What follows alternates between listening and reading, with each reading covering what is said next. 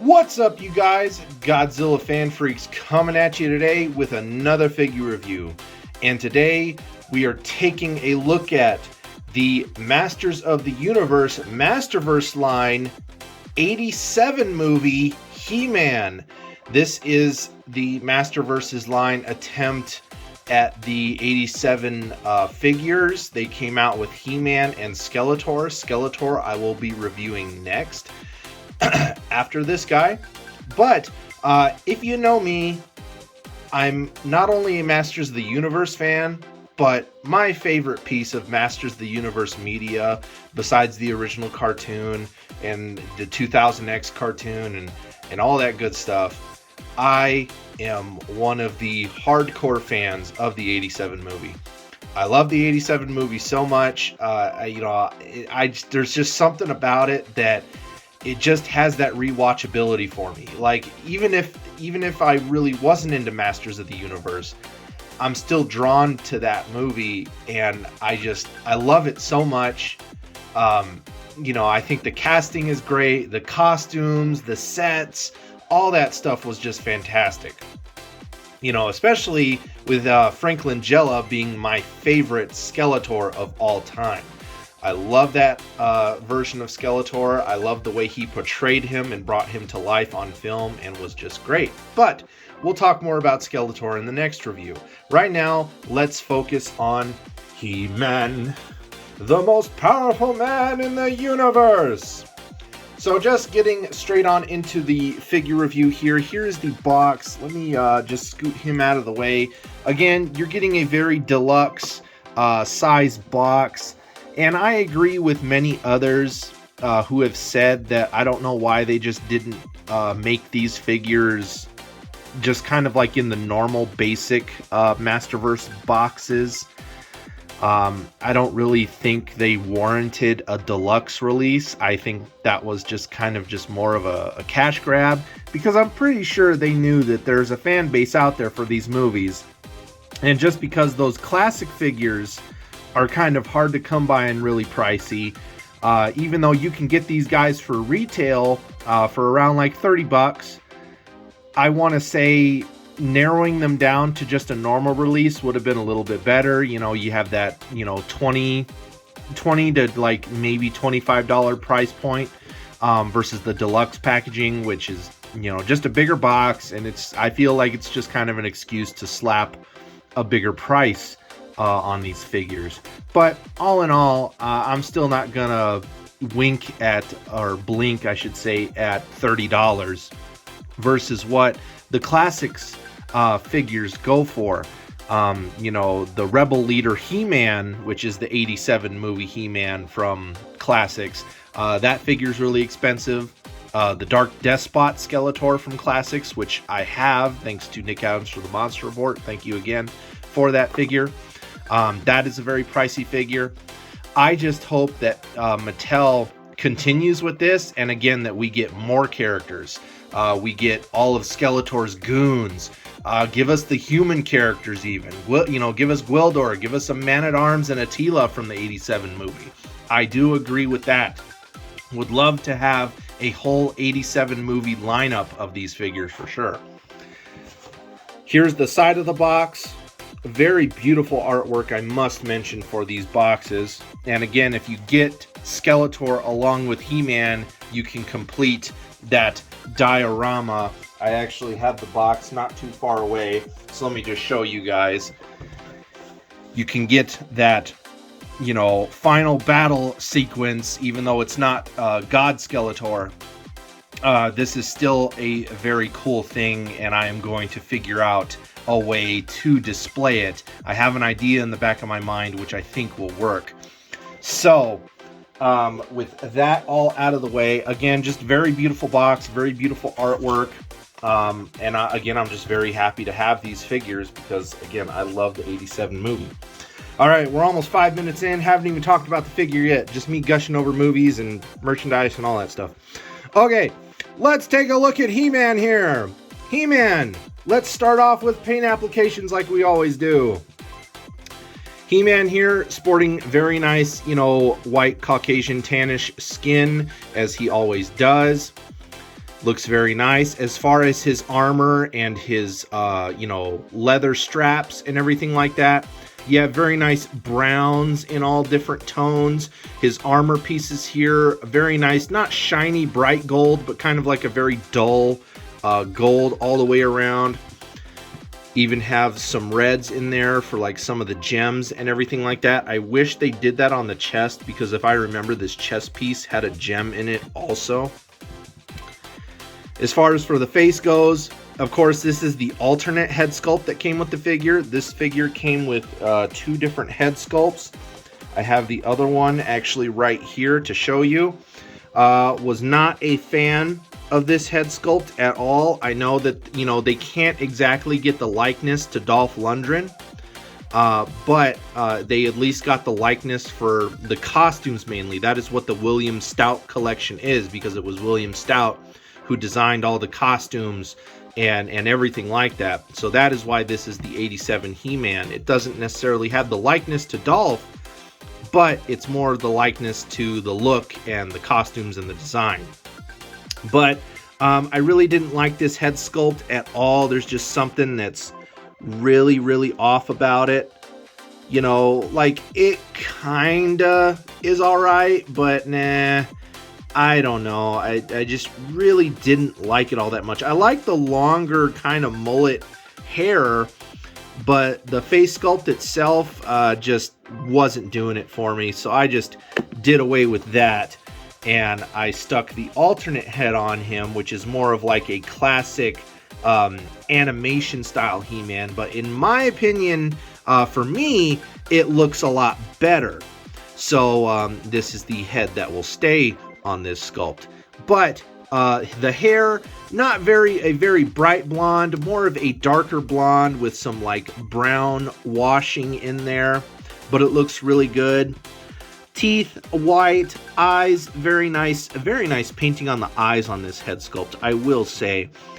Just getting that brown color in there, as well as the whites, and then you even have the white little speck for like that little, you know, shine effect and everything. Pretty much black, dark black, you know, brown eyebrows. And again, you got just these different tans, you know, browns all over, silver linings and everything. A little bit of dark maroonish reds, whatnot. Taking a look at the sword, very nice silver, bronzish, you know, brown color. Just a lot of browns, dark reds, bronze, you know, dark golds, which is kind of what this is. You know, not really gold, but it is like a dark bronzish brown. But overall, all the color on this guy is very, very, very clean. Just black plastic mold there for the blaster gun. Cape. I actually like the cloth cape on this guy. I know that there's always been debates over the years of cloth versus like plastic vinyl mold. It really, for me, it really depends on the figure. Sometimes it's like, I would have preferred a cloth cape. Sometimes it's like, I would have preferred a vinyl cape. This, they did right. I really like the cloth cape on this guy. And one thing that, even though I don't have the Rebel Leader He-Man from the classics, one thing that Mattel did here is they added this gold design trim to the bottom of this cape, which He-Man had on his cape in the movie. And I think that's just awesome, paying attention to detail. I think that that's awesome that we actually have a 100% movie accurate cape. I think the color is correct. It was kind of a very dark, kind of like maroonish, rubyish red. It really wasn't a very bright, vibrant red from what I remember. I've seen the movie quite a bit. But I think the color is fantastic. The color is right. And again, the cloth cape just works for this guy. Again, looking at the back here, all the leather strapping, you actually have the sheath, which was movie accurate to the film. This, when he wasn't using the power sword, he had it stored away here in this sheath that ran down his back, and then the top of the sword poked out here through the little loop here in the cape. So really, really awesome colors all the way around. Let's just move straight on into detail. Detail, muscle tones in He-Man, all correct. You know, you're getting that Masterverse sculpt, so there's really not too much of a difference here that we've already gotten in other figures. So, but you do get all that nice muscle tone all the way around. Again, the shine for this figure is the armor and the costumes itself. You know, you got these, again, these straps around the biceps with the red gems. You got all this detailing here in the shoulder pads and everything, if my camera wants to focus. All the lines and everything in this hair on this head sculpt look beautiful, in my opinion. It's another reason why I like this head sculpt a little bit better. As far as the detail in the chest piece here and the little belt piece here, could have been better. You know, it kind of just looks like a real hot mess. Not really digging it all that much. Again, face looks good. All the detail here down on the knee and the shin guards, love it. Looks really, really nice. Boots and everything, very, very nice. Power sword, again, looks just like the one from the movie. Very, very nice. Detail on the gun and everything, very, very nice. So detail on this guy overall, pretty simple, but you know, for what's there representing the '87 film, it's there, and it looks good, it pops right, and I have no complaints. Moving on to articulation, basic articulation with the Masterverse figures. Now, I really wasn't running into the trouble that Nick and others were having where the joints were really stiff. Now, the head swapping for me, that was a pain in the butt. Like, I mean, even with a hairdryer, the plastic that they used is just, wow. That was a tough head to pop. It was easy to pop it off, but popping the head on, oof. Don't want to do that again. But no, you get nice, you know, rotation here with the head sculpt. You can look left, right. You can look kind of up, down. You know, you can get a little bit of a head tilt, but not much. Arms at the shoulders, you can rotate forward and backward. You can rotate them out. You can rotate them down. As you can see, Nick, mine, his arms aren't just always out at an angle. I can get them all the way down. Biceps have a swivel. You get a double joint at the elbows. Not too bad. But you do get that nice little double joint at the elbows. Again, I have him displayed with the blaster because, again, He-Man really never used like guns or anything like that outside of the '87 film. So I kind of just pose him with the gun. I wish he had a trigger finger, though, because he just holds on to the handle. I wish he had a trigger finger. But you know, I have to display this guy with the blaster because this He-Man used blasters. He's a savage that way, you know. But you know, very nice rotation and joints here in the arms. Hands, you can rotate around, and then they are also on a hinge. Now the hinges on mine are a little stiff, but then that also has to do with his wrist gauntlet guards, or at least the one on this arm kind of getting in the way. On this hand over here, you get a little bit better of a motion, but not much. Just because of the way the hinge is like, instead of it being like, try to get this focused here, instead of it being like right here, it's like on the top part of the hand there. So just weird positioning with that. But overall, good articulation in the head and the arms. Torso, just because of the way the leather straps and the armor and stuff is, you're going to get limited movement. But he does kind of have a little bit of an ab crunch in there. Again, not a whole heck of a lot. You're not going to get a lot of rotation out of that piece due to all the leather strapping and everything. But you do have a waist joint. He does have a waist joint that you can swivel. So he does have that.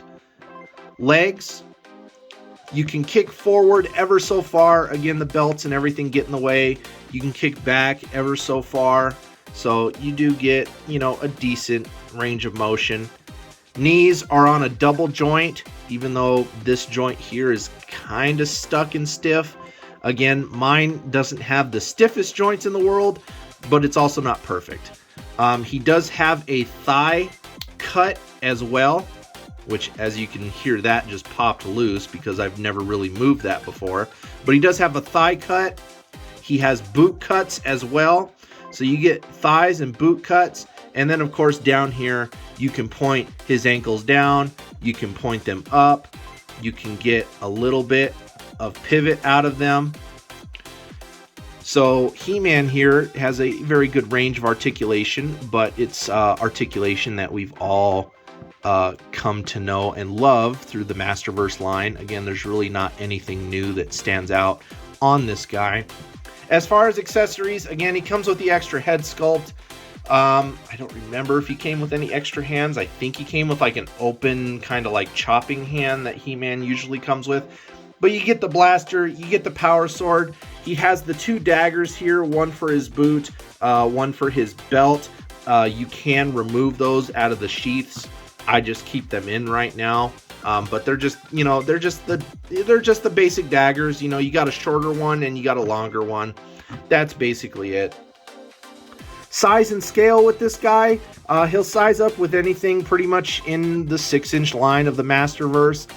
He'll probably scale in well with classics also. I just really don't do the figure comparisons for Masters of the Universe because, again, I'm mainly Godzilla and Kaiju. I bleed over to Masters of the Universe because it's the second biggest thing that I collect. But you know, these reviews are limited in some areas. But anyway, you guys, that just about does it for this He-Man figure. I want to say, if you're a fan of the 87 movie, grab these while you can. Head to your Targets. You know, they're worth the pickup. That's all I can say.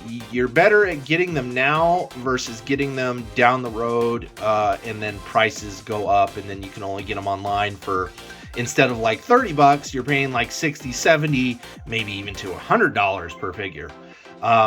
You know, get them now if you're a fan of the 87 movie. Again, you know, whatever head sculpt works with you. Again, I like this head sculpt versus the one that came default on the figure. And that's it. So, like always, you guys, we are Godzilla Fan Freaks. Please comment, like, and subscribe. Don't forget to atomic blast that notification bell while you're at it. Don't forget to like and follow Godzilla Fan Freaks on Facebook. And He-Man's just taking a tumble. I don't even know what caused him to fall. He has a decent stance. You might have to mess with it a little bit. He-Man, can you just stand up while I finish this video? And don't forget to follow Godzilla Fan Freaks on Instagram as well, you guys. And stay tuned for my weekly episodes that I do every week of Kaiju Chill O'Clock. Those have been a lot of fun. Still going strong. And that's about it, you guys. So like always, we are Godzilla Fan Freaks. Hope you enjoyed this review. And we'll see you in the next video. Thank you for watching.